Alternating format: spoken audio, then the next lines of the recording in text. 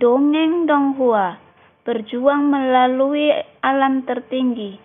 Dewa Xiaoyang, part 87. Aku tidak punya kekuatan, aku harus berpura-pura. Kalimat ini seharusnya yang paling jelas didengar Xiaoyan. Di antara senyum masam, Xiaoyan tidak berbicara dan tubuhnya menyapu punggung kelinci Pingyun.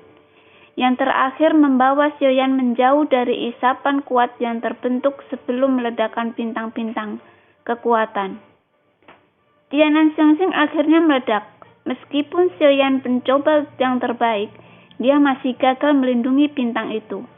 Pada saat ini, Xiaoyan dibawa oleh Pingyun Tu ke jarak yang lebih jauh dari superstar Tianan.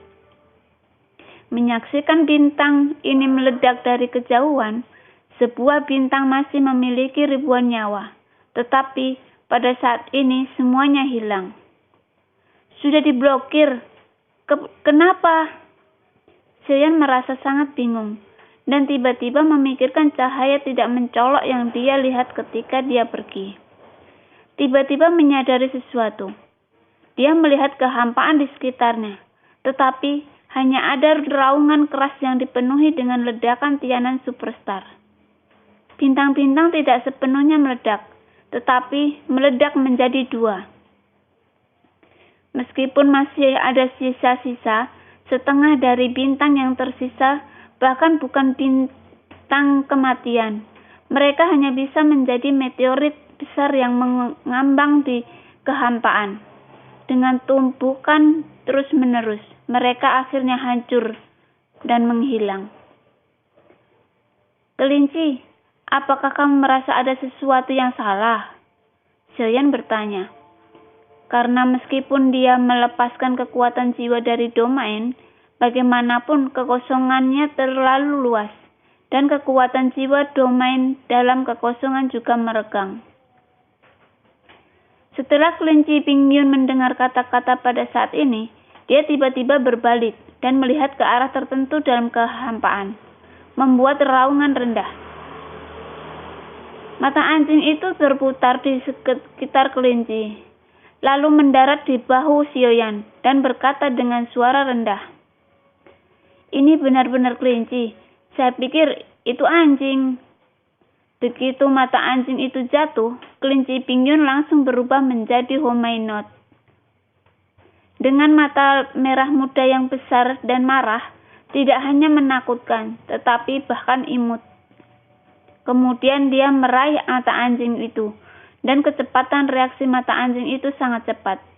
Meskipun Pingyun Tu sangat cepat, dia tidak dapat menangkap mata anjing itu. Xiaoyan sedikit mengernyit, tetapi dia tidak memperhatikan keduanya, tetapi melihat ke arah yang baru saja dilihat Pingyun Tu. Apa yang kamu lakukan ketika kamu bersembunyi? Jika kamu takut, keluar saja. Suara Xiaoyan bercampur dengan kekuatan jiwa alam, seperti guntur bergulir, tiba-tiba menyebar di kehampaan. Pingyun Rapid dan Dong Ye keduanya mengecilkan kepala dan menjadi diam. Mata anjing itu segera terbang ke lengan Xiaoyan dan bersembunyi di jubah. Pingyun Tun meletakkan tangannya di pinggang Willow, dan kemarahan di mata merah muda mereda setelah beberapa saat. Pada saat ini, dalam kehampaan yang gelap, seberkas cahaya mengembun hampir seketika dan muncul di depan Xiaoyan dalam sekejap mata. Meskipun Xiaoyan sudah berada pada kecepatan tercepat, cahaya itu menyapu pipi Xiaoyan, dan setengah dari wajahnya masih muncul beberapa noda darah. Melihat ke belakang, noda darah perlahan pulih, dan kecepatan pemulihan ini secara alami tidak dapat dibandingkan dengan pembangkit tenaga listrik abadi. Hanya kekuatan seperti ini, aku benar-benar penasaran. Kenapa kamu bisa bertahan? Tepat ketika Xiaoyan melihat ke belakang, ke sisi yang jauh, dalam kehampaan, seseorang muncul dari kegelapan.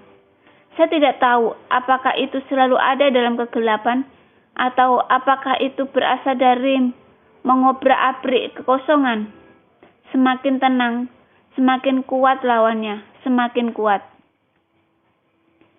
Mata Sioyan sedikit menyipit. Cahaya yang menghancurkan superstar langit seharusnya menjadi sarana orang ini.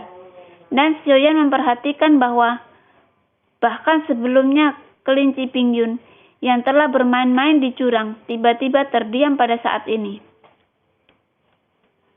Siapa dia? Sioyan bertanya. Tentu saja, orang yang dia tanyakan secara alami adalah kelinci Pingyun. Istana Dewa Berburu. 8 dewa besar itu abadi, Yuanwei. Suara kelinci Pingyun keluar. Kelinci kecil, aku tidak menyangka kamu akan mengingatku. Sosok bernama Yuanwei mengangkat kakinya dan melangkah maju, seolah melintasi kehampaan dan datang ke Sioyan dalam sekejap. Dan Sioyan mengikuti sosoknya, mendekati dari jauh, tiba-tiba menyusut. Sangat kuat. Perasaan seperti ini seperti perasaan tertekan saat menghadapi Ziying.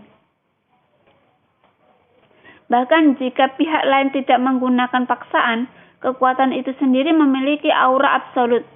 Sioyan dapat merasakannya. Dia mungkin adalah Sioyan abadi terkuat yang pernah ditemui.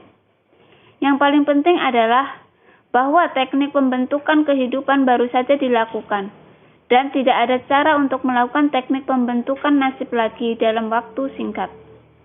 Mengapa Istana Dewa Berburu membiarkan anjing itu keluar lagi? Kata-kata Pingyun itu tajam, dan matanya sedikit bermartabat, tetapi dia tidak takut. Benar saja, berita itu tidak salah. Itu persis sama dengan kepala istana. Yuanwei mengabaikan pelecehan Pingyun itu, tetapi menatap Sioyan dengan hati-hati. Ini bukan pertama kalinya Sioyan mendengar ini, tapi permaisuri sudah memberitahu Sioyan keseluruhan ceritanya. Jadi Sioyan tidak terkejut, tapi mengangkat bahu. Mengapa kamu tidak mengatakan bahwa para penguasa istana persis sama denganku? Sioyan berkata dengan marah. Selalu ada perasaan bahwa yang asli dianggap palsu. Orang macam apa tuan istana? Bagaimana kamu bisa dibandingkan dengan bajingan sepertimu? Yuanwei memandang Sioyan dengan acuh tak acuh dan mendengus ketika dia mendengar apa yang dikatakan Sioyan. Apakah kamu tahu siapa dia? Pingyun itu juga langsung mendengus. Sioyan mengerutkan kehening. Akan lebih baik untuk tidak mengungkapkan identitasnya dengan mudah, dan buru-buru berkata, kamu mengatakan bahwa penguasa istana Dewa Berburu mirip denganku. Aku berkata mungkin. Mungkinkah dia adalah putra yang tidak aku kenal? Sioyan mengangkat alisnya dan berkata sambil tertawa terbahak-bahak. Yuanwei mendengar kata-kata itu, menatap Sioyan dan berani mengolok-olok kepala istana dari istana Dewa Berburu di dunia nyata Yuanyin. Entah dia menyimpannya di dalam hatinya, atau dia sudah menjadi kerangka. Pernyataan sembrono seperti itu, apakah kamu ingin menyela ucapan kelinci ini? Yuanwei monster tua bisa melihat niat Sioyan secara sekilas, dan berkata dengan dingin, ini benar-benar pintar. Itu tidak buruk. Lagi pula lebih baik untuk tidak memberitahu kalian identitasku untuk saat ini. Sioyan tidak menyangkalnya, tetapi menjawab bahwa Pingyun Tu ingin menggunakan identitas Sioyan untuk mengintimidasi yang lain. Pesta. Tapi itu hampir rusak. Mengekspos identitasnya saat ini tidak akan membahayakan Sioyan. Setelah Istana Dewa Berburu tahu bahwa identitas Sioyan adalah peringkat tinggi, pasti akan keluar. Sioyan, apakah dia siap untuk pertempuran ini? Bahkan jika permaisuri pulih dalam waktu singkat ini, apakah permaisuri telah membuat rencana yang sangat mudah untuk Sioyan? Semua ini masih diperdebatkan. Ini bukan langkah yang bijaksana untuk memiliki konflik skala besar dengan istana Dewa Berburu. Meskipun istana Dewa Berburu penuh dengan minat Sioyan, selalu meremehkan Sioyan dan makan sedikit bodoh, mulut Japoniko tidak hanya melenyapkan ratusan pemburu dewa, tetapi juga menghilangkan beberapa pembangkit tenaga listrik abadi. Kerugian ini benar-benar membuat pemburu dewa memperhatikan. Tapi Suho juga takut pada permaisuri. Jadi kali ini Yuan Wei masih lebih tentatif. Tapi melihat Yun Wei Sioyan kepercayaan dirinya meroket,